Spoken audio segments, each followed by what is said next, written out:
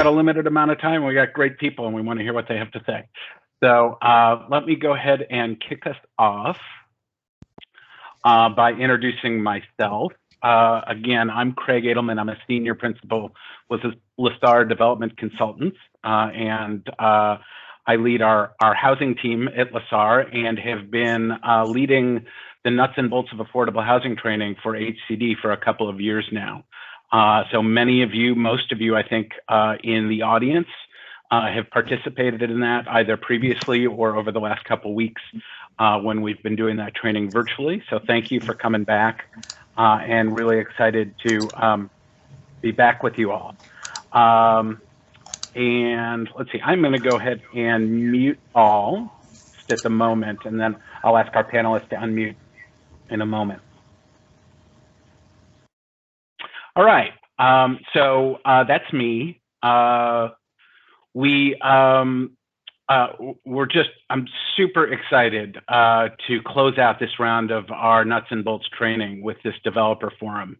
As with many things in COVID and moving to a virtual environment, there are pluses and minuses, but I think we're getting to definitely experience a plus today by having a panel from around the state join us. When we did the training originally, we would have one developer come to Sacramento each week and participate in this this conversation. And so this time we've pulled together a panel and are making use of our ability to draw in great developers from all around the state. So really excited about that.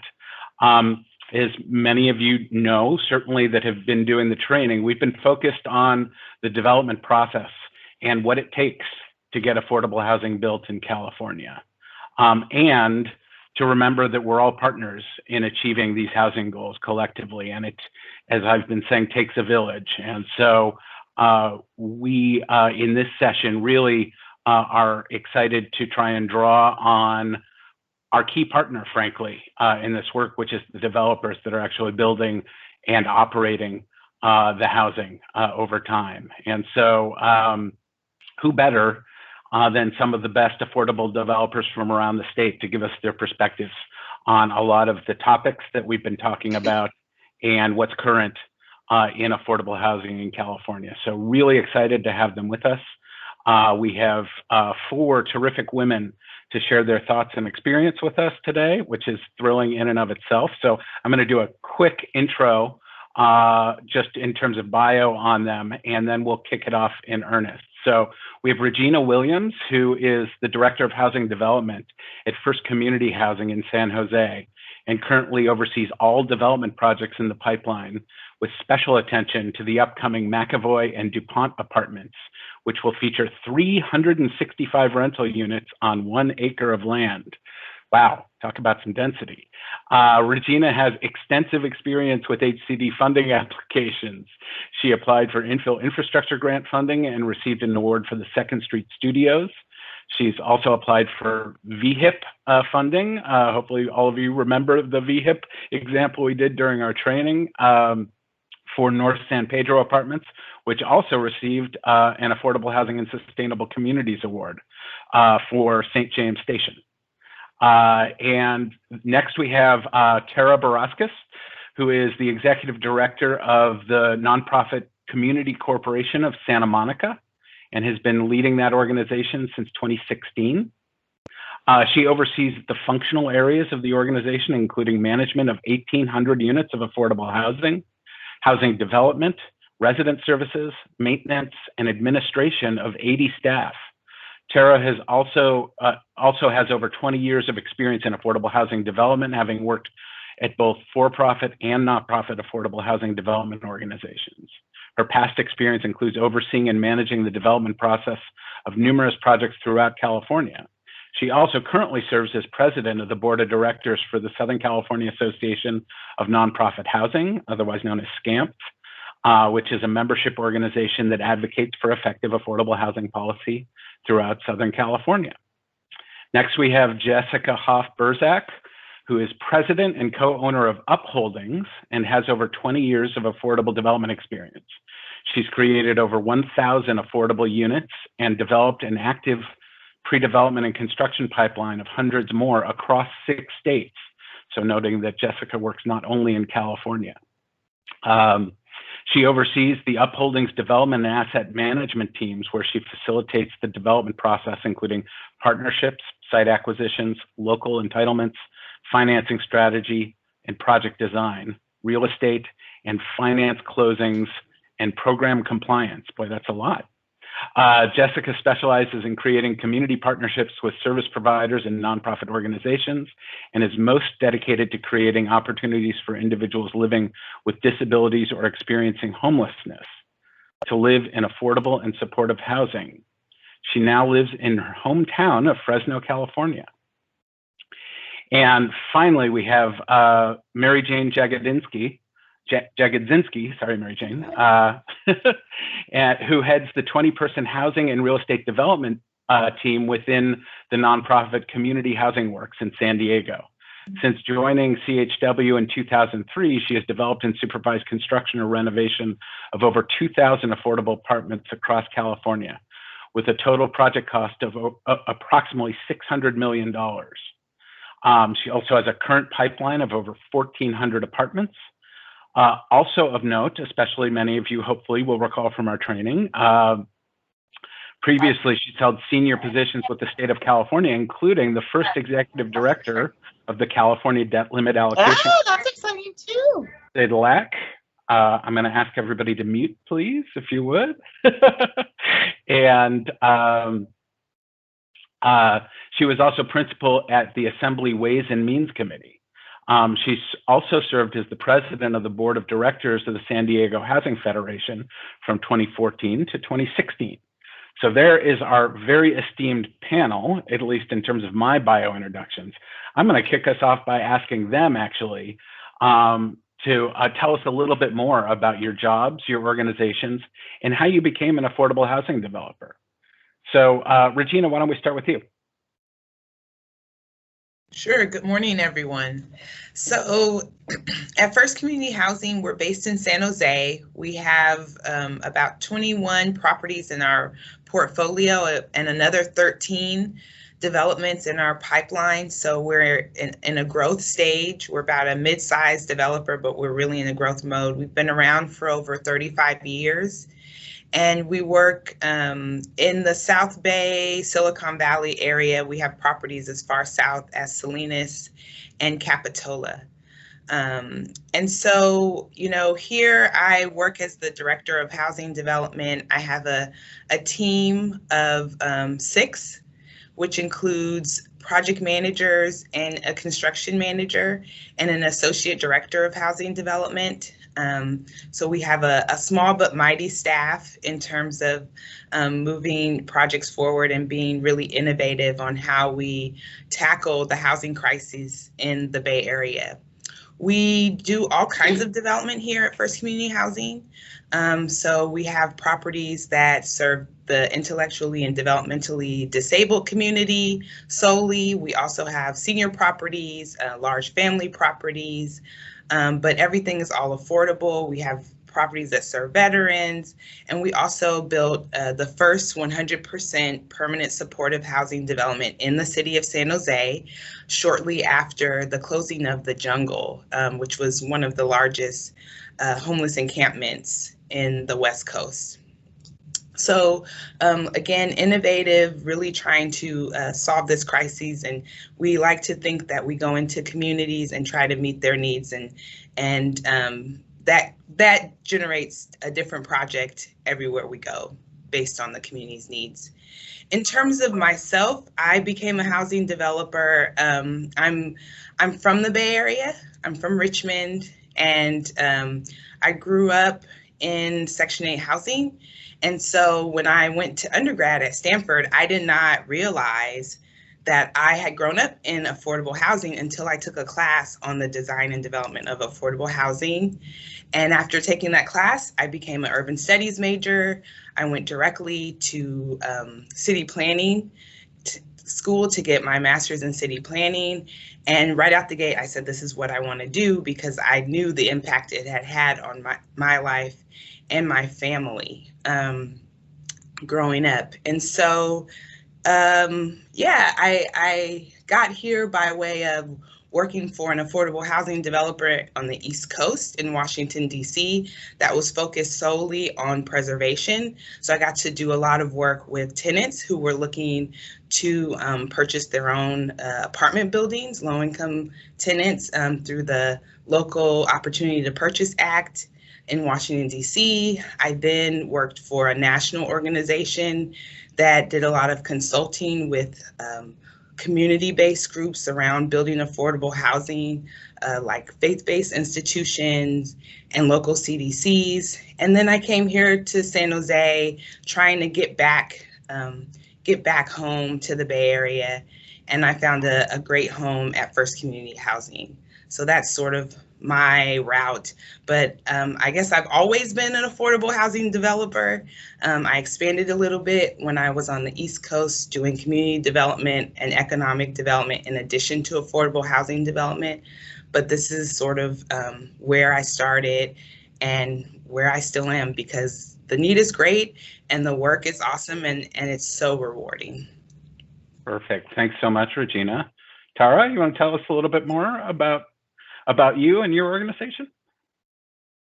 Sure. Hi, good morning, everyone. I'm Tara Barauskas. I'm the Executive Director of Community Corp of Santa Monica. We're a nonprofit that's been operating since 1982, and our mission is to improve lives in neighborhoods by providing affordable housing. So we have, as mentioned earlier, over 1,800 affordable units. They're all currently operating in Santa Monica. Some of them do have HCD funding.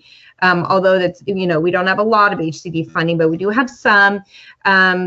And, so we really focus on building in high opportunity neighborhoods, and we primarily focus on low income families, but our housing, of course, is permanent housing. So we have many seniors aging in place. We have many people who have lived with us for decades, literally. So I personally have been in the affordable housing industry since 1999. I fell into it completely by accident while I was still going to school, and fell in love with it, and have made it a lifelong journey, and wouldn't want to be anywhere else. It's always been interesting, challenging, and gratifying. So, I'm really here because I want to share with all of you some of the challenges that we face as developers that have gotten increasingly more challenging over the years, and why I think it's so important for us to form collaborative partnerships with all the funding agencies and problem solve things together. So I'm excited to be here, and I look forward to the conversation. Wonderful. Thanks, Tara. Jessica. Oh, still on mute. There you go. No, all good. Okay. Good morning, everyone. I'm Jessica Hoff-Burzak. As Craig said, I'm the president with Holdings. I would say we're a small developer, probably pushing to medium-sized. My development team was at 8 for years and just blew up to 13 in about the past 60 days. So that kind of tells you about how quickly and aggressively we're growing, really in large part thanks to this lovely home state of mine.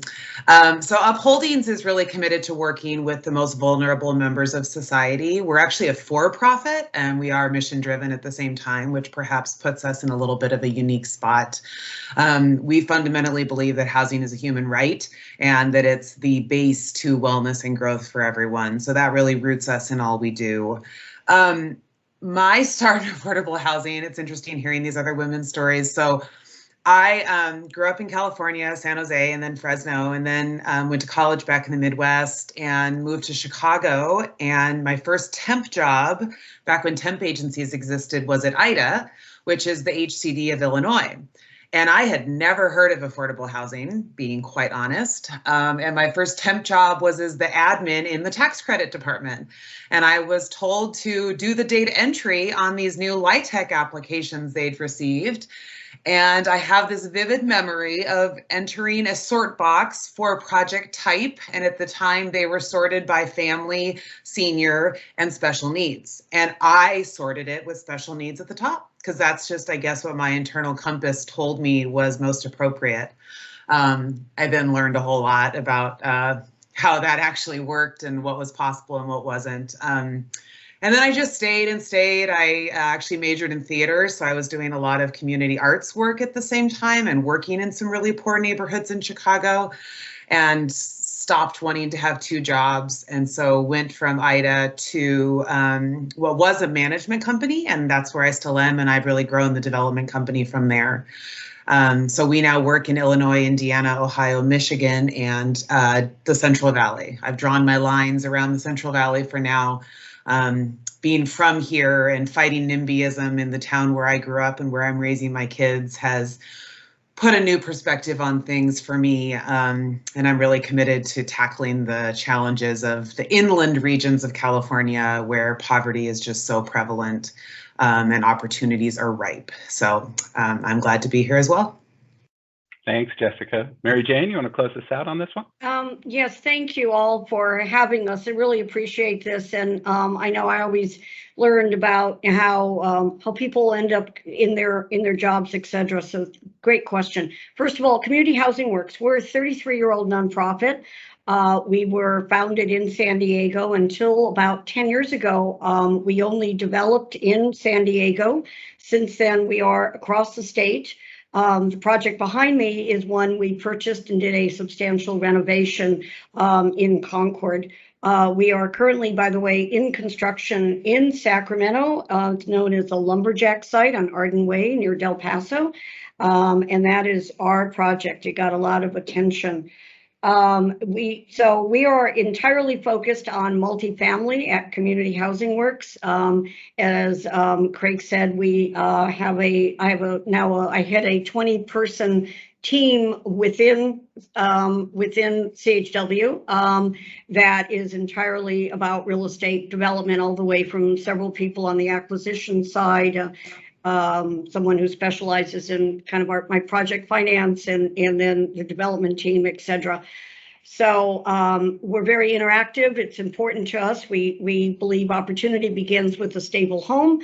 But moreover, we think that when we can offer additional resident services, that really is a life changer for so many people.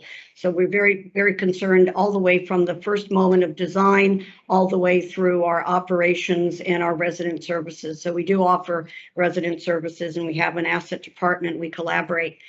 It was interesting hearing Tara talk about accidents, because you set out and you think you have milestones in your career, but sometimes life tells you where you go. So as Craig said, I kind of have a checkered past. My family moved to Sacramento in 1965. I went to high school, college, and I worked up there for 11 years, starting in the Department of Finance, almost 8 years in Assembly Ways and Means, where I was the tax person before, during, and after Prop 13. So that was fun. And then, as he said, I was appointed as the first executive director of CIDLAC by Treasurer Jess Unruh. That was before there was a TCAC. So you can do the math, and yes, whatever. I'm still 37, but anyway. So I left there because I had already kind of decided I wanted to return to grad school. So after grad school, I spent a number of years in commercial development and development consulting. It was by accident that I ended up here in 2003, but it felt like the moment of exhale, I think, because I realized it combined the truth and justice and equity kind of mission that I had in Sacramento, with my true love of development and what we can do for people, because I'm very much, the physical built environment affects me a lot. And I strongly think not only of the family sustainability for affordable homes, but also just the environment, what it can do to your sense of pride and your sense of growth and security. So that's how I ended up here kind of by accident. I can tell you from being in commercial development and now being in affordable is about 10 times harder. Commercial developers' eyes, they think they know how to do all this, and that's fine. And then they start looking at our finance and their eyes spin backwards. They just cannot believe what has to happen And so, yes, it's we appreciate the partnership with HCD because we're all trying to, get the same mission. Great points. And I will quickly just editorialize that that's, as we've been learning in the training, and we'll touch on more in the conversation today, that's not necessarily a good thing. Remember that affordable housing is much more difficult. In fact, a lot of our focus is trying to figure out how to make it a little more streamlined and not so complicated. It's always had at least in the decades that I've been involved in the field, it's always had a reputation for being extremely complicated and complex, and it's only gotten more so over time. So we'd like to pull that back some. So anyway, Mary Jane, why don't we stay with you, and we're going to talk a little bit. We're going to split this conversation. We're going to get a couple of opinions about immediate challenges, and then a couple of opinions about longer term challenges. So Mary Jane, can you talk about what you see as some of the most immediate challenges you're dealing with currently in developing affordable housing in California? Two immediate challenges. Construction costs are spinning out of control, and there's great emphasis on cost containment, which we all appreciate. But even my tried and true contractors, they come back and they can't even believe the price spikes. Lumber, steel, material shortages, and everything I hear, it's not getting better. So, trying to figure out better, faster ways of constructing. We can talk about modular. It may or may not be, faster or cheaper. It has its pros and cons. 3D printing seems very exciting to me. Don't know, we're not quite there yet. So that's a huge challenge. The second, I think, big challenge for all of us right now is, for the first time in California's history, the bond allocation is not big enough for what's happening. In some ways, that's great news. That means a lot of projects are moving through the pipeline. And that's a result of having had the voters understand the need for affordable at both, and with a lot of gap financing at various local levels, and of course, with what you folks do at HCD. This is great news. But at the same time, there are just huge backlogs. There are 22 projects in the Bay Area that couldn't get funded last time from bonds. So as you all know, there's two kinds of tax credits. 9% have always been extremely hard. In San Diego, we can only get maybe 3, maybe 4 projects a year out of the 9%, maybe. Out of the 4%, which used to be a much more open door, you're backed up. You can't do what we did here about buying and preserving, because right now it's all about new. So these are enormous challenges. Federal, there is some legislation that would change what we call in the weeds here the 50% test. That would be a game changer. That would expand. That would allow a lot more projects to move to be able to use the same amount of bond allocation. But until and unless that happens, we are really trying to struggle as well on how we get housing built with this scarce resource. Regina, I know that you have been, of course, as Mary Jane mentioned, being in the Bay Area, you've been dealing with some of the fallout of this new sea change in terms of bond competitiveness. What does that look like from your end? And yeah, also curious what else you're seeing, whether regionally in the Bay Area or more broadly across California, that are real immediate challenges for you. Yes, everything that Mary Jane said, I just want to underline, bold, italicize, cost and the competitiveness at CIDLAC. It's a huge challenge for us right now, especially in the Bay Area.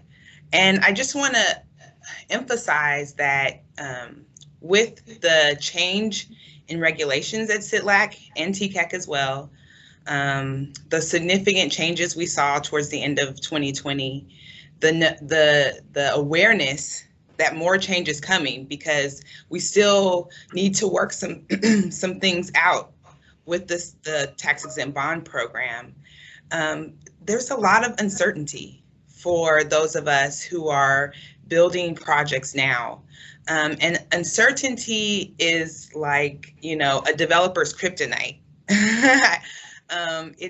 It's very challenging because, as you all know, because, you know, we bring in HCD funding quite early on in the project. So as you all know, these projects have long timelines in terms of pre-development, a lot of work, a lot of effort, a lot of funding put into costs, a lot of work put into securing funding commitments, all to lead up to the groundbreaking and the construction loan closing.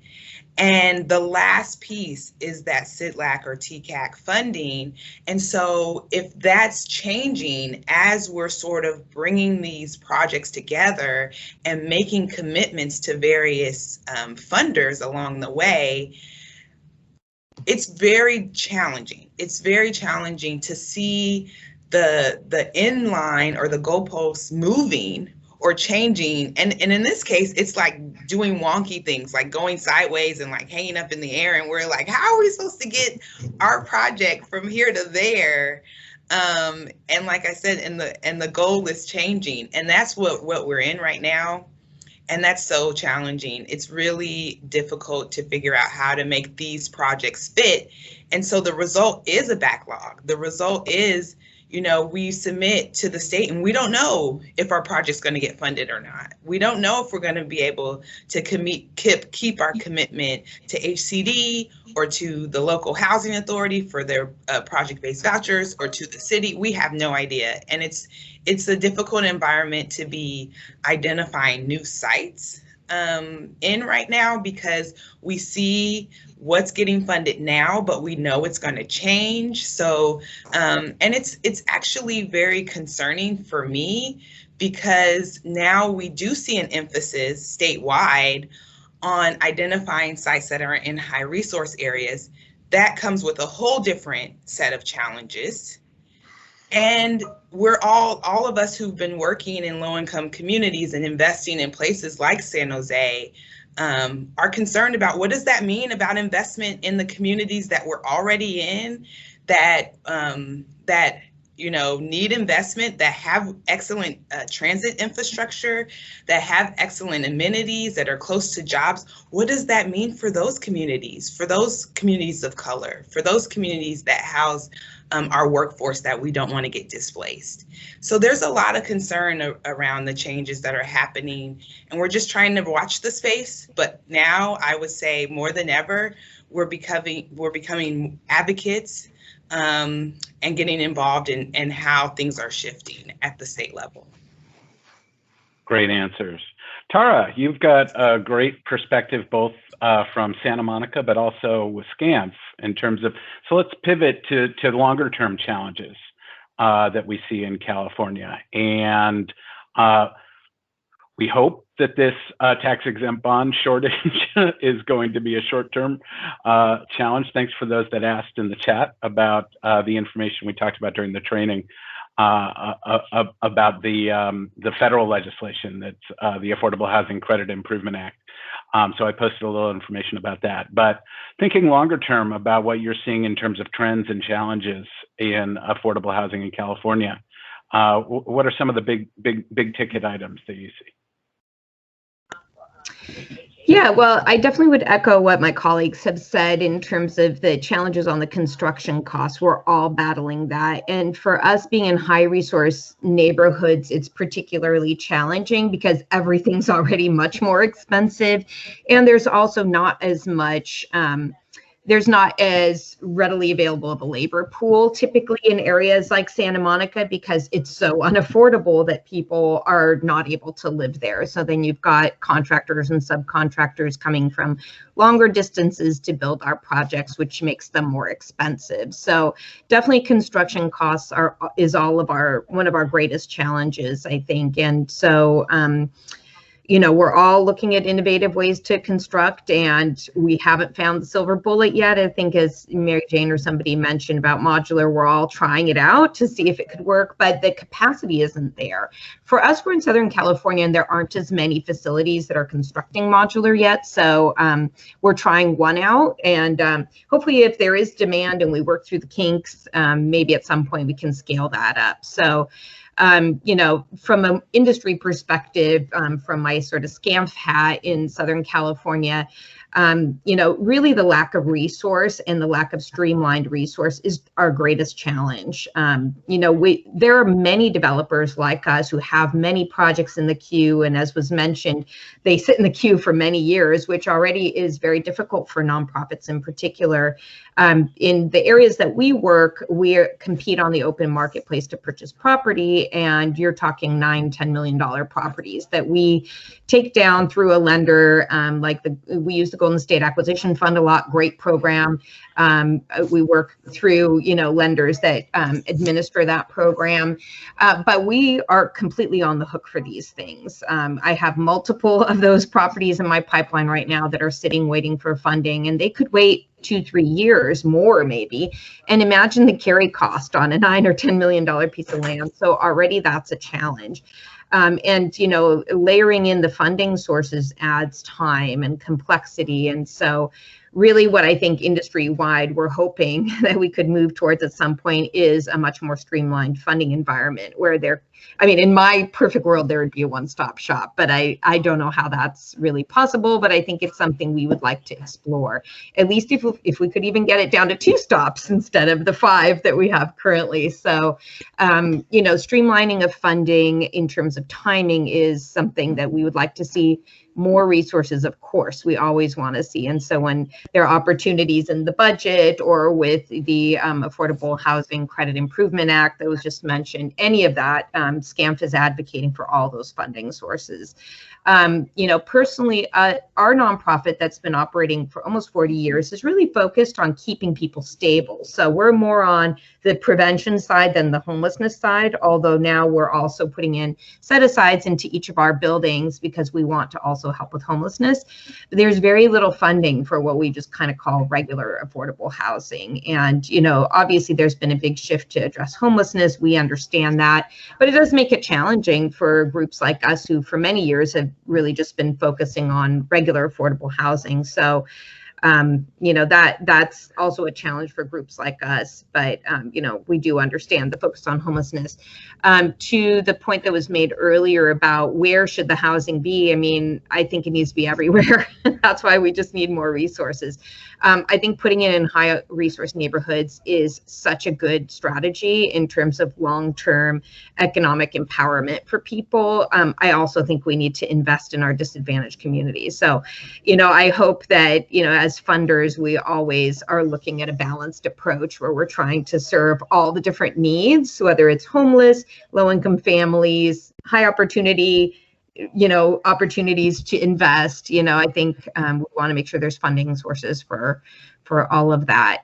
The other challenge we have is just on the labor front, just making sure that we can both be supportive of the people who build our buildings, providing living wages, but also making sure that our projects pencil. So those are some of the challenges that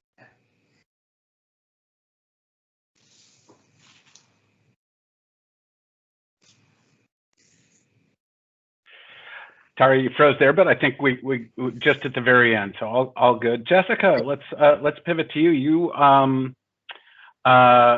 work in support a lot in supportive housing. Curious some of your thoughts on that, since we've seen such a significant trend in California of resources flowing towards permanent supportive housing, but also you're the one developer that doesn't work in with the acknowledgement that all of California is high cost.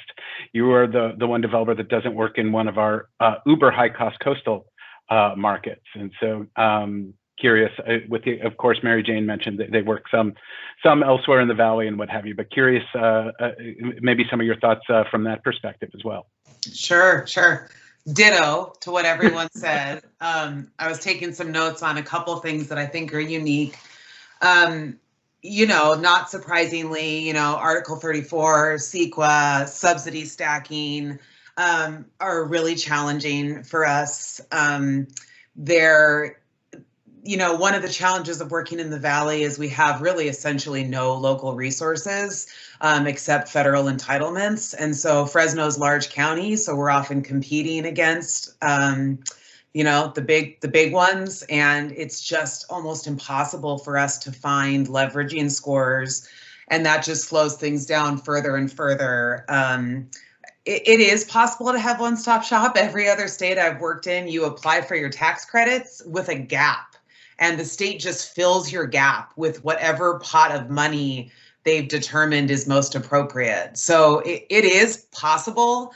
When I started working in California, I was like, this state is NOFA crazy. Like it's a wonderful blessing that there are so many resources here and we can get so much more done, but it's really challenging to have to do one pot and then wait on that award to do another pot and then wait on that award to do another pot. So I think that's a real challenge. And I know there's work on it, but I just think that's really important. I think specifically around homelessness, the biggest challenge is that we have a really big disconnect between operational needs and capital needs. So like most housing authorities are not just given out Section 8 to support homeless housing. They either don't support it, only fund their own deals, or are out, like just don't have more subsidies. And of course, like there's countless other population groups, working families, low income families that also need that support. So we just have a real problem with operational costs in the world of supportive housing. I think in the Valley, everyone's very dependent on COC resources, and COC resources do not match the kind of work that we all do. Like we do acrobatic Herculean efforts to get COC 1-year grants to work in a LIHTC funded deal. COC Continuum of Care, thank you. So that's 1-year HUD grants that come to local regions, and in some places, especially in the Valley, that's it. There's nothing else. And so to convince an investor, to convince HCD that that's a reliable operating source to be serving a 15% AMI household is really, really challenging. So I would love to see more programs that have COSER opportunities, more NOFAs that allow for operating support for these really vulnerable households, because I think then we could create more traditional resources with 60% rent paying units. So I think that's a disconnect. And I think, having worked at a state agency that focused on sticks and bricks, I think it's a disconnect to realize that as a developer, I'm always really working on 3 pots of money, and I work with you guys on the sticks and bricks. But I'm responsible for operational income, often 100% of the operational income in my properties, right? Like some of my tenants pay nothing. And then I also have to figure out services. And yes, we've got robust partnerships with counties and Medi-Cal, but that doesn't mean the investor isn't saying, hey, do you want to guarantee these services for a 20-year period when I have no ability to provide services? So I think a long-term challenge of working with the most vulnerable is to realize it's so much more than sticks and bricks. Great points, great points. And just noting, HCD has really been a leader on permanent supportive housing and trying to address some of these challenges. And I just want to recognize from everybody's perspective, if there were easy answers, we would have implemented them already. A lot of these have to do with mismatches in public streams of funding. What we've been talking about during the training about capital funding versus operating funding and the limits of capital funding, especially when we get to extremely low income or permanent supportive housing, where, just like Jessica was talking about, the amount of revenue being driven from the project isn't even sufficient to cover the costs, let alone support debt above and beyond that. So these are fundamental challenges we've all been working on, trying to come up with solutions. All right, so let's pivot. We've been talking about financing. Thanks for the questions in the chat. I'll try and answer them in the chat. We'll take questions at the end also from from all of you. We're trying to leave 15 or 20 minutes for those as well. But on with the show. So we've been talking about financing, policy, and the development process, legal documentation, et cetera, in our training. What are some of the key risks you face as a developer that you'd like HCD staff to understand? And how do you think about earning compensation commensurate with the level of risk you're bearing? So this is one of the key, key challenges of being in the business of being a developer and trying to achieve the public objectives that we're all trying to achieve. And I'm going to quickly start by reiterating, because we didn't go into this so much during this round of the training, but just the fundamental difference in construct between affordable profit or return and conventional housing. Affordable housing is, hopefully most of you know, is really driven by developer fee. The developers, the vast majority of what they're earning, both to cover their cost and any return above cost to cover things like working capital, generally come from developer fee in the affordable construct. Whereas in conventional housing, remember we talked about equity getting its return from both cash flow and the sale of the property. Well, in affordable housing, we don't have big streams of cash flow. Remember those trending graphs that we showed you and the differences between conventional and affordable. So just understanding that so much of what these developers need to operate on and to run their businesses on comes from developer fee, and that we don't have that potential big grand slam at the end like so many market rate developers have, that they can be deferring their potential return on projects from. So with that construct, Regina, I know you had some thoughts on kind of pre-development costs in particular, which we talked in the training about some of the challenges, the different phases of development, and how particularly risky the pre-development phase is, and that's the most difficult phase to be able to secure external financing around. Any thoughts you want to talk about on that? Yes, I really appreciate this particular question, Craig, because I think, as developers, we end up talking a lot about fee, but not being able to set it in the context of risk. As I mentioned earlier, at First Community Housing, we're in a growth mode. And the reason that we're in a growth mode is two-pronged. One is the housing need is so great that we know we need to do more, and we're willing to step up and to solve that crisis that we're in and take on more of the work and the load and do our share. But two, when you look at the business model of working in affordable housing development, and we've sort of mapped this out, you really are exposed for so long. There's such a long amount of time that you hold a project where you're not earning any fee just to cover your cost to operate, that you really kind of have to build up to a certain level of production so that you can continue to carry out your mission. Here at First Community Housing, we are a nonprofit, we're mission oriented, and all we're trying to do is carry out our mission of creating high quality housing for the most vulnerable. And so we've had to grow because the developer fee has not grown over time with the cost of the projects. We've all talked about how costs have gone up. They haven't gone up even to reflect, just the normal increase, inflation, just the normal inflation of the dollar. And they haven't kept pace with the risk that's involved right now. When you talk about the acquisition costs, we're exposing ourselves.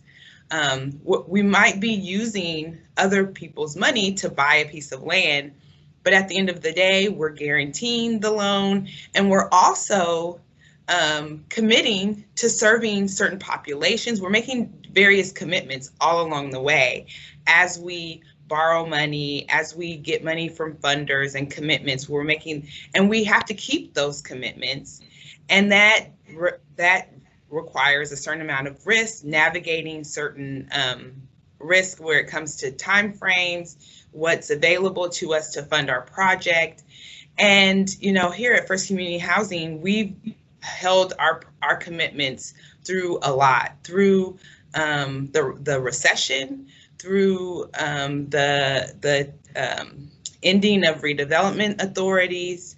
We've held our commitments and we've built those projects. And so some of our projects were in our pipeline for more than 6 or 7 years, more like 8 or 9 years through that really tough time. And we don't actually earn fee until we break ground at the construction loan closing. So it's a lot of risk that we hold, especially if we're acquiring sites and carrying those operating costs of just holding those sites. And there's a lot of fees and interest involved in pre-development funding. And so we are really hoping to see, you know, some of the regulation around developer fee recognize that it should match the risk that we're taking, you know, for 2, 3, sometimes 5 years of pre-development. Then we get a little bit of fee. Then there's another 2 years that pass for the construction. Then we get another little bit of fee. Then there's another, 6 months before we convert to permanent financing. I mean, it feels like dribbles, the fee, compared to the risk that we're holding, especially if we have projects that are $50, $100 million of construction, and we're just, hoping to get 500,000 when we close on construction financing, and then maybe another 500 when construction is completed. And we've been holding all of these risks. And we've been, saying, if there's a shortfall in the construction financing sources and there's some sort of depletion of the contingency, we're willing to fill that. That's huge risk that we make and guarantees that we make. And then the fee really doesn't even come close to matching that. So I really, again, appreciate you all's time and hearing out some of the frustrations we have with just being able to operate, grow, pay our staff so that they can continue to live in the Bay Area and in these high cost markets so that we can do this good work of stabilizing communities for others. I suspect I'm going to get an amen from the rest of the yeah. So well said, Regina, and we can even top that with HCD. We had a project in National City, a 2-phase project called Paradise Creek. Each phase has IIG. The second phase also has AHSC. We were chosen by the city in November 2008. We completed. We didn't. It was not until 2014 we got anything, and the final phase ended in 2018. So it was a 10-year odyssey of a project that is not a high op area. It's an area that really is a revitalization. This is a strongly led grassroots and city initiative for a catalyst in a high TOD area. But you're absolutely right. The benefit there is, having the land was owned by the city, so we didn't have land carry. But just one last comment, pre-development costs have gone up a lot. Why? Eventually, even architects raise their fees. So what used to be $1 million we're carrying before we close construction can easily be $2 million now. And cities have been impacted, and you now need to get into the CD, the construction documents, and in for permit, likely before you apply for CIDLAC and TCAC, because the readiness will not be there. You will not pull your permit if you win, if you just wait until after you get an allocation. So all of these things, as I'm sure everyone would say, have increased. And yet, since I've been here in 2003, developer fees have not increased very much. And I don't want to beat a dead horse because obviously we could go on this forever, but I think one thing that's important to think about is we all are just getting bigger because our carry costs are so high that we have to have more and more projects to get those dribbles of fee, like Regina said. And it's really a workforce problem. Like, it's not just construction labor, it's development labor. And this is really hard work. And, you know, as a business owner, like, I'm just very aware of how exhausted my team is, because they're having to carry so many projects, because so it's like a catch-22, right? Like, our payroll is going up and up and up because we have to have more and more projects to support the team. And so I think, if, you know, as we just think about all Californians and quality of life, you know, it's about our end user, but it's also about the workforce that's doing the industrial work of affordable housing, and it's keeping others out of the market. You know, like, a lot of in the Valley, I've been working with a lot of CDCs, community development corporations, and they're like, are you kidding me? Like, the carry cost, the risk, like, there's no way they would get into this field, and they're representing neighborhoods that probably won't be touched by other developers. And so it continues, right? The ripples continue. Jessica raised a really key tension that hopefully we're going to touch on a little bit more, but this aspect I want to talk about, which is, and I want to ask Tara her thoughts about this, because Community Corporation of Santa Monica is not a big developer, right? And the dynamic that Jessica is talking about is that essentially we have to, you know, it's becoming increasingly infeasible for anything but the very big developers to be able to carry these costs and have the economies of scale and the pipeline level that potentially makes it feasible to develop housing. And on the one hand, there are benefits to that in terms of efficiency. But on the other hand, when we're talking about community development, there's a real challenge, there's a real need on a lot of fronts, but just from the traditional community-based organization front, that locally based organizations are really having significant input and control and agency over the affordable housing in their communities. And so, Tara, I'm wondering if you can address that perspective, because I'm sure you're dealing with it all the time. Yeah, and we are, I would say, you know, a mid-sized developer. We have about 1,800 units, as I mentioned. So, and we're building in urban infill areas. So we just can't build those huge projects that really qualify for things like ASIC, IIG, some of the bigger funding programs. So, yeah, I mean, I would say it's definitely a constraining factor, is that we have to put together lots of kind of, you know, mid-sized projects, 50, 75 units, which means we have to take down land for multiple projects at a time.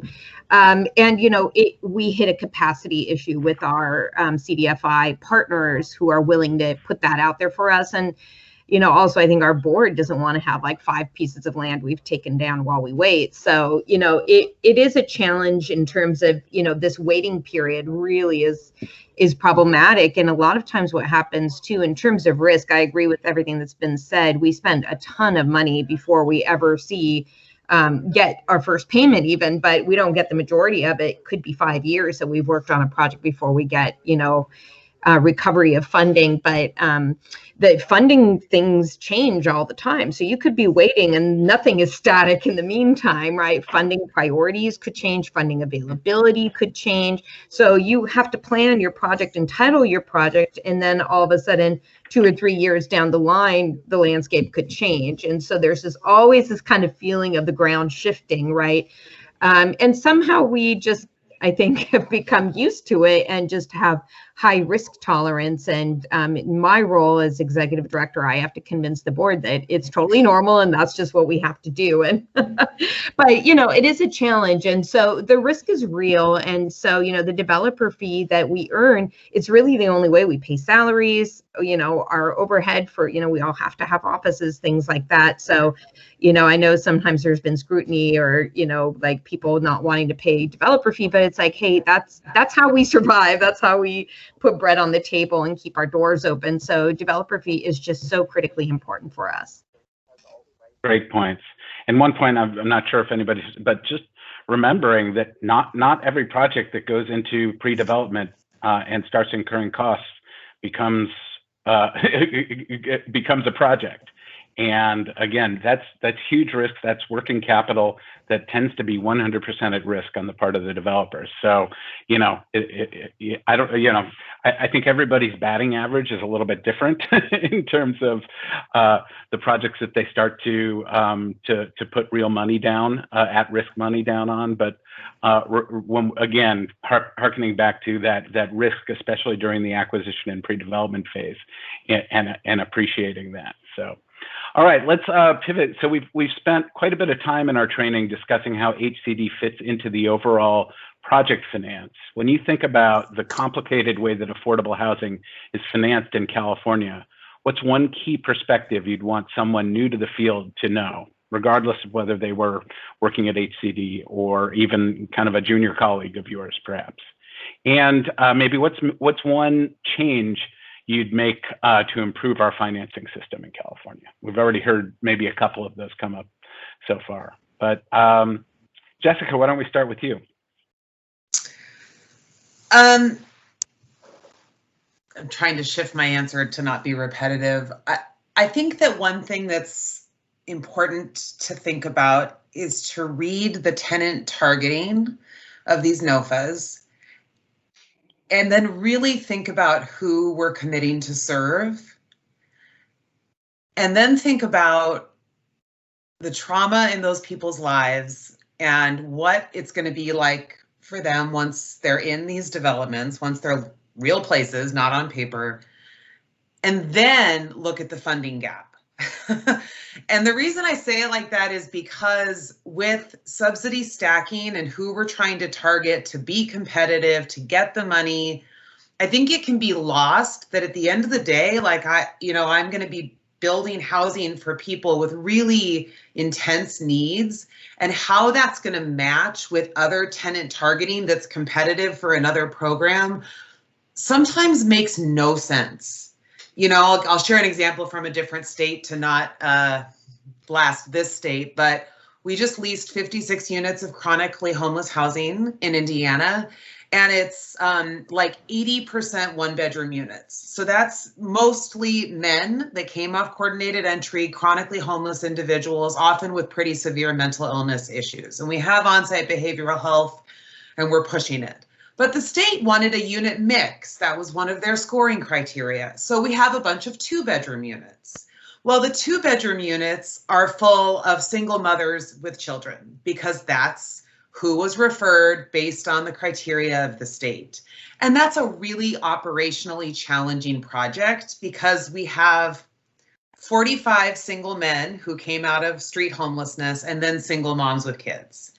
And so I guess my point is, like, I think sometimes targeting and policy can be thought of in a bubble.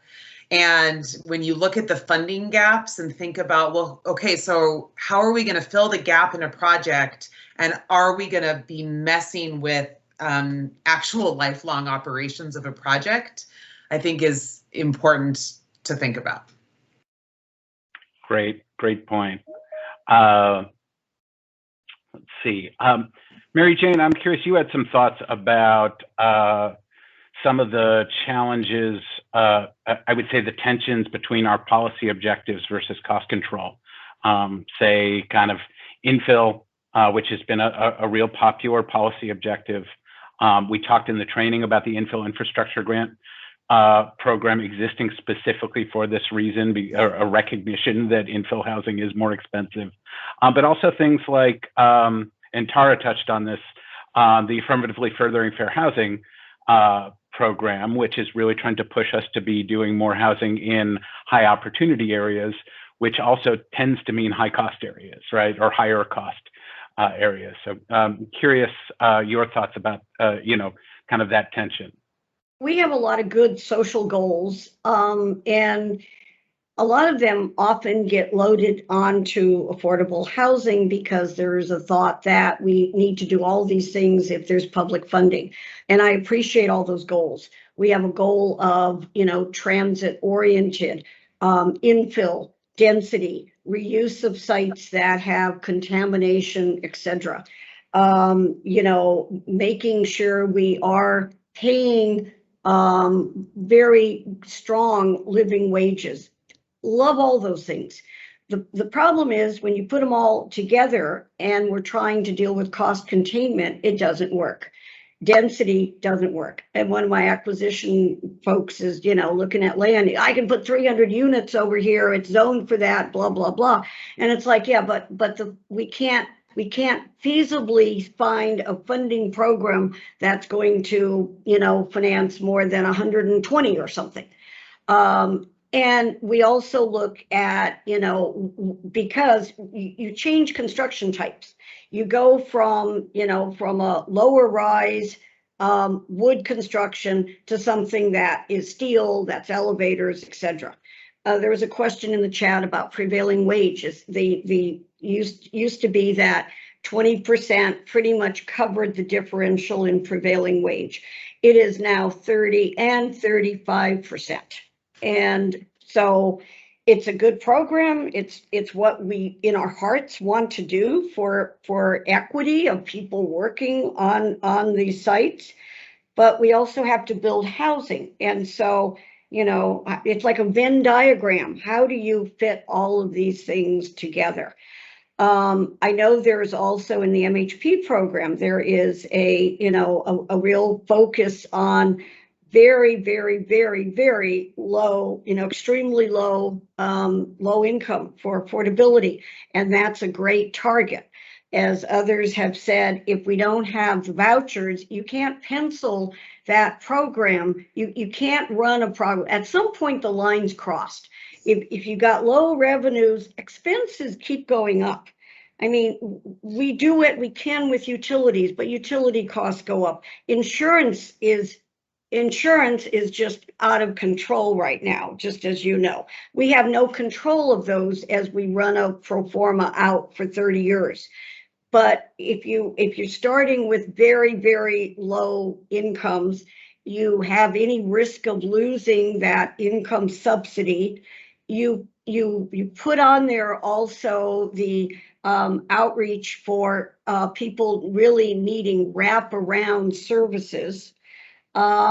It really, you have to put your oxygen mask on first, as we sometimes say, and it won't do anybody any good if the project fails. So these are considerations. These are hard things. I don't know how to solve them, but be aware that the implication of kind of the Christmas tree of wanting all of these things unaffordable makes it longer and harder to get any of it. Great points. I'd like to move on to our last question, but I just wanted to see if anybody else had a burning desire to add something to that conversation. Regina, I see you unmuted. I did, but Tara's raising her hand. Do you mind if I go first, Tara? Okay. Yeah, I mean, I just want to underline a couple of points that both Jessica and Mary Jane made, and that is that what we're really saying in a nutshell is that these policies and regulations from HCD, from the other state funding agency, drive the industry. This is a lot of power. And what we build in communities that are waiting for this investment, for people, individuals, families that need this housing to be able to live and not be burdened by the cost of rents in our state, be able to provide other necessities for their families. They're waiting for us to build this housing, and it's all being driven by the funding. Because if we can't fund it, then the units can't get built. And so this is not just, oh, we'll make this little change and then hopefully some projects will fit in this category. No, we're looking to you all to guide us so that we can make these projects a reality. So I love how Jessica attached the people and the faces and the individuals, the communities to what we are all doing, because developers aren't out here saying, well, we're going to build this. No, we're looking to you all to tell us what we can build and how we can fund it. And then the other thing I wanted to emphasize, which is a point that Mary Jane made, was that with MHP in the Bay Area, we can't figure out how to use that program. And let me tell you, we serve the most vulnerable. But because of how it's supposed to pencil at such a low average AMI, we keep looking at it and we say, we know we should be using it. We should be able to use this program. But when you put everything else, the cost, the operating cost, the development cost, the construction cost, the carrying costs of land in Silicon Valley, and everything else, the scarcity of project-based vouchers in Santa Clara County, nope, can't use MHP here. So there are some programs that fit conceptually, but because of certain technical aspects, we really have challenges using them in certain geographic areas. So I just wanted to emphasize that. Great points, Regina. Tara? Yeah, so I had raised my hand because I wanted to talk a little bit about commercial components of affordable housing developments, because that is something, especially in urban infill areas and higher resource areas, that I think can contribute in terms of leveraging some income. But it has been a real complication to try to figure out how can we create mixed use projects that can be successful, because there are a lot of underwriting hindrances from the various funding sources on how to accept that as part of a project. I've seen situations where it's just been very difficult to help to make mixed use projects be successful in underwriting long term. And I think, so I guess one of the things I'm saying is it would be great if HCD and other lenders could consider that there may be certain circumstances where mixed use projects can leverage additional income that will help with some of these challenges that have been illustrated, like the super low income targeting that we all want to try to serve. So I think it goes to my larger point that I appreciate what Regina said about, we do what the funders tell us to do. If there was a way that we could instead say, this is what we need to create long-term successful projects that serve the people that we all want to serve, could there be more flexibility in the funding guidelines to allow us to innovate, to allow us to structure these things more to be successful long term, because we're all in it every day and we know what we need. So it's just, that's kind of a more provocative question, but I think it goes to the point that, the more flexibility we could have, the more we could be innovative and creative. So putting that point out there. And then I also just want to say that, that affordable housing is a partnership, and, we carry the heavy load in terms of guaranteeing and taking risk and things, but it's absolutely a partnership with all of our funding agencies. And it's something we appreciate. And we hope that you all appreciate it too. And we look, in spirit of partnership, sometimes there, I think, communications, and I'm speaking very generally here, that, it feels like developers are, like we're developers, we're, not nonprofit mission-oriented groups, right? So I think what I'm trying to say in a polite way is that I think for all of us to be understanding that we're all working towards the same goal, and the flexibility, rather than say maybe a more punitive or kind of regulated strict approach, would really also, I think, help all of us, try to get to that end goal. So I hope I didn't say anything that upset anyone, but, I think, kind of trying to break open the relationship a little more and say, look, we're all on the same page here. Let's try to learn how to be more flexible with each other. So there you go. Great points. I'm gonna take a couple of callbacks.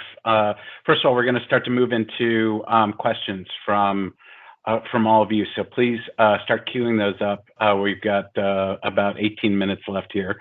So start queuing those up in the chat if you would. And I just want to do a couple of callbacks on a couple of Tara's points from our training. One was she talked about the mixed use as a potential cross subsidy, if I'm understanding correctly. And so that's an example of kind of furthering along the lines of what's happened. We mentioned recently with the tax credit program, where they raised the maximum rents to, or the maximum targeted incomes to 80%. Same concept there.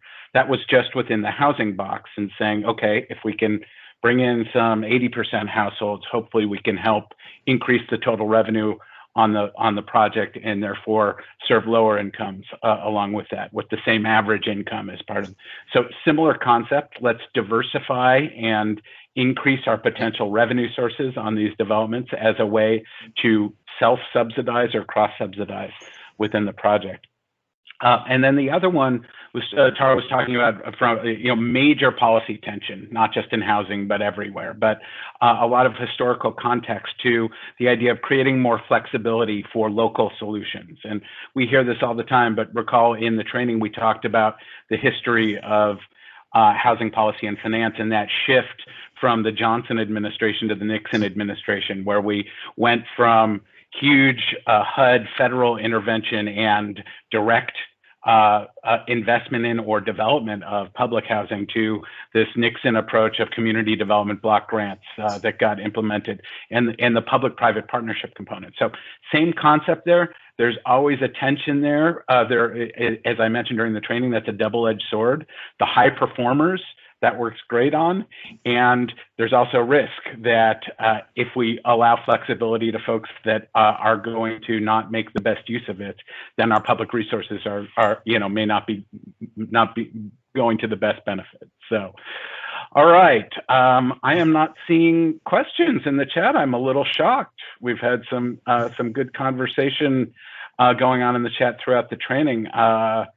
Anybody want to pop something in there real quick? Okay, Matthew, are there differences in approaches and challenges from a nonprofit versus a for-profit affordable housing developer? I'm going to throw this to Jessica to start as our one for-profit on the panel, but with also the recognition that I think all of our panelists, I know at least Tara and Mary Jane also have experience in the for-profit field as well. So feel free to jump in as well. I think, and Regina, you too, of course. I think at Up Holdings, we probably function a little bit more like a nonprofit in that we're really mission driven. I think, it's not like the financing structures of affordable housing change depending on who the owner is. We have a nonprofit partner in almost all of our deals. I think, we often are able to support smaller community-based nonprofits by kind of being the financial backbone that not so much in California, but in other regions has been able to bring others into the industry. So I think that's maybe one. I think big nonprofits might do that, but that's one thing that we've really tried to do is kind of expand the pool. I think, we're able to be pretty nimble. We don't have a board that we're convincing. There's cons too, don't get me wrong, but I think we're able to move and shift and go to new regions and new markets. We don't have the restrictions maybe that some do. So I think that's maybe one of the only differences I see in a day-to-day practice. Great points. Anybody else want to jump in? Mary Jane, I see you unmuted. And yes, so my heart and my beginnings were in Sacramento. So I'm speaking as one of your former colleagues. And I worked, as I said, in commercial development and now here. There are some differences, I think. And first of all, there are good developers of every kind. And the best developers are those who really think about the product and the longevity and who is the user. And there are great examples and not as great examples in for-profit and nonprofit. So, we can start with that. So, but I think coming from a nonprofit, we are not looking at an exit. When we build, we are looking at holding for 55 years, and we build that in on first costs and maybe just some additional resident-centered thinking. It's not that the other isn't there necessarily, but I mean, we really think that, and I think a lot of for-profits, in my experience, can be very good, but they are thinking potentially about an exit down the line. I've seen it. We all see that. We know what comes up on the market. The project behind me, we bought in Concord. It was a tax credit project. I really should show you the before pictures. It's a tax credit project with a for-profit. And there was no landscape left.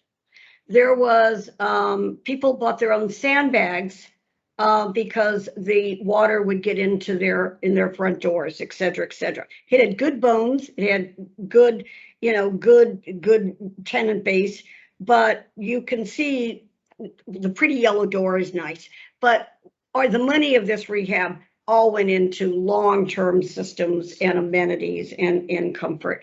And then the other thing I just want to say, I think I'm on sticks and bricks, but the nonprofit really, I think on the whole, puts more stock into also trying to do more with resident services to change lives, to reaching out to residents directly, whether it's all the way from financial fitness and helping people regroup to next generation success.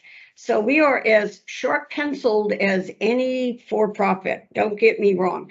But at the bottom, at the end of the day, that goes back into our growth funds so that we can continue to do this. And in fact, we are extremely nimble. So it's not, nonprofits can be very nimble. But also we're really looking at what else can we do for those individuals' lives. We almost never partner. Just one anecdote. We almost never partner. And on the few occasions we did with one time with a for-profit who was excellent and very good. At the same time, though, they really didn't understand the value of what we were talking about with resident services. They have since said, wow, we really see the difference in your project. There is pride in that community. There is a sense of ownership. And we were worried about vandalism and it doesn't happen. And I think part of that is also just what we do about building that community after it's physically there. Thank you. I'm going to move us along. We've just got about 10 minutes left, and I'm going to hope that we can get one answer to Jason's question about operating subsidies in affordable housing, and then maybe one answer for Daniel's question about the bigger picture, which I think we touched on, but there are any number of other responses to that, which is probably going to bring us about to a close. So who wants to talk about operating subsidies? I'm happy to touch on it. Operating subsidies are critical to lower the AMI that we serve. So, again, our portfolio is very, has a lot of variety, and we're just starting to get into more projects that have operating subsidies, and that's because we're starting to get into serving those who were formerly unhoused in our community, and that's when it becomes most critical. So just going back to any of the training aspects you've done around how the numbers work, they become critical the more services we need to provide, the more costs, higher operating costs associated with serving populations that have deeper needs. Great points. And so we touched on this a few times in the training, remember. So this, and I just mentioned, I think a few minutes ago, this trend at the state level to be prioritizing extremely low income units, permanent supportive housing, formerly or at risk of homelessness households, has brought this issue much more to the fore than it historically has been, because we keep pushing those margins tighter and tighter. Remember our net operating income calculation, which is really the central calculation we're talking about. Revenues minus expenses equals net operating income. So if our revenues and expenses are particularly close, our net operating income drops to potentially zero. And that's the operating performance line upon which an operating expense is essential. But also, I think as Mary Jane touched on earlier, and we had that graph in the training, remember, that's just at the one point in time, but the trending tends to be negative over time. So even if we start with a net operating income and it's small over time, if you're below a certain point, that's going to trend negative. And so a couple of ways that we tend to address that. The primary one we look to, it's been mentioned today, is rental subsidies. So for extremely low income households, we're trying to layer a rental subsidy on those to make sure that that household is paying, has the capacity not only to pay the extremely low rent, but hopefully a Section 8 level rent, which again will help subsidize the operations of the project. And the other one is the COSR, or the Capitalized Operating Subsidy Reserve. So that is a specific reserve geared towards particularly that trending issue that we talked about, where there's a recognition that at some point during the operations, it's likely that operations are going to go negative, and we are going to set aside money from the start in anticipation of that. The problem there is that is nowhere near a long-term solution, right? That's a short-term Band-Aid to a long-term problem in terms of a mismatch between revenues and expenses. So it's a Band-Aid that we have, generally to get us at least to year 15 when we might recapitalize or restructure the project. Okay. Sorry, I talked too much there, but wanted to tie it back to our training. We're going to finish off with Daniel's question, which I think is just a good big picture one, hopefully one of hope that we can close on. So what can HCD do to improve the larger picture? And how would that look in today's political climate, which is always a key question there. Anybody want to jump in on that one? I could start out, Craig. I think I've mentioned a few of the ideas already in terms of flexibility with underwriting guidelines. I can't emphasize enough streamlining the timing of funding sources as something that I think could be an easy fix. And I do think there's something we need to discuss in terms of higher AMI levels that can help us to our ultimate goal of helping more lower income households, because we can use it to leverage more bank loans. We have limited public funding, not enough for what we need to build. So I think getting more creative about what are the other funding possibilities out there, like, we've got more capacity with our banks that I think we could tap into. Higher AMI means higher loans. So more commercial income, figuring out a way to leverage that, I think also would be great. And absolutely, I have to tell you, it's heartbreaking that we're turning away a lot of applicants because their incomes are too low. So, and there's not enough subsidies, there's not enough project-based vouchers. We can't get people really comfortably to underwrite tenant-based vouchers, even though we do get some and use some. So the COSR, I've used it in a couple projects when I worked for a community of friends, but it is a finite resource. It makes us more nervous. So absolutely, I think more help on the operating side so we can really dip into those lower incomes would be helpful. Great one. Jessica, did I see your hand go up? Yeah, I was going to say, I think similar to one-stop shopping, one thing I saw HCD do in this past, well, it was before the pandemic, so I don't know when that was, but I don't know if Maggie or Sasha are on, but the way the first excess sites RFP rolled out with DGS was, I thought, really innovative. I've seen that with other states where they kind of say, like, let's work together on a problem, and they take a qualified team based on a qualified concept, and they just work hand in hand to fund the project. And I think that would potentially create some innovative solutions that aren't so NOFA regulation driven. And I think when the lender is on really the development team from the get-go, whether it's because they're putting in the land or they're doing a set aside for a particular kind of policy-driven project, I think that can create some really innovative solutions.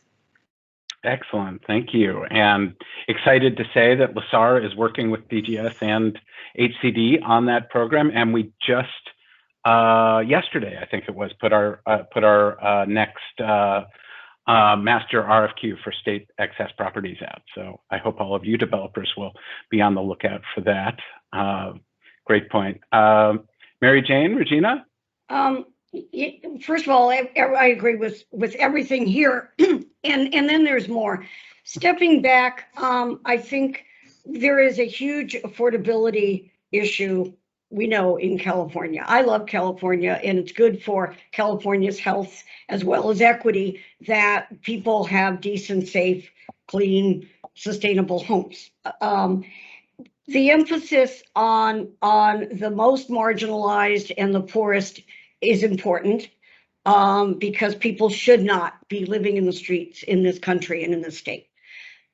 Also, however, we are not focused on, right now, people at 35, 40, 50% AMI, not even to speak about that missing middle, which CalHFA is addressing with their mixed income program, which I think is also filling a hole. So I do worry that, you know, what's heartbreaking is someone who cannot, as I think Tara was talking about, you cannot rent something because you don't have a subsidy. It's also heartbreaking with somebody with a 40% AMI, and they won't be able to get into a MHP funded project because the AMI limits are so low. So, you know, it's, I don't have the answer, but I want to make sure we are all thinking about the spectrum, because those people are ready to fall off the cliff. Mhm. And so we have to help the ones that fell off the cliff. We also have to help keep the ones from now falling off the cliff and losing homes. And I have to add a point to that. Another problem with that is if all of the funding sources are dedicated to these really vulnerable groups, what happens is developers have no choice but to target that money.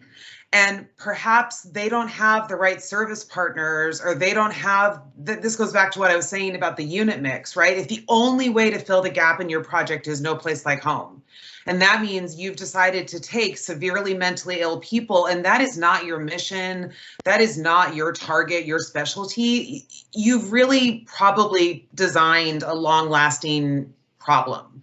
And so, you know, it's not just that we need to have sources for the higher incomes, it's that we need to make sure we're not misplacing the sources for the really vulnerable in the wrong projects. And if I could just add 2 points really, really quickly. One, I think that it's really important for us to expand the pot, because as everyone's saying, all of these projects need to get built. There's so much need, and we got to figure this thing out. You know, voters support expanding the pot, and then we hit the limits with the federal subsidy. So I think we need to expand the pot. We need to do more. We need more variety. We need to take the competition out of affordable housing so that we can house folks. And then the second point I want to make is that we need to figure out how to not be so top down. How do we get more information directly from the people we want to serve about what kind of need there is in their community, what the highest need is? How do we incorporate the people back into the process of creating the policies? Because if we really want to talk about equity, we have to figure out how to be more inclusive.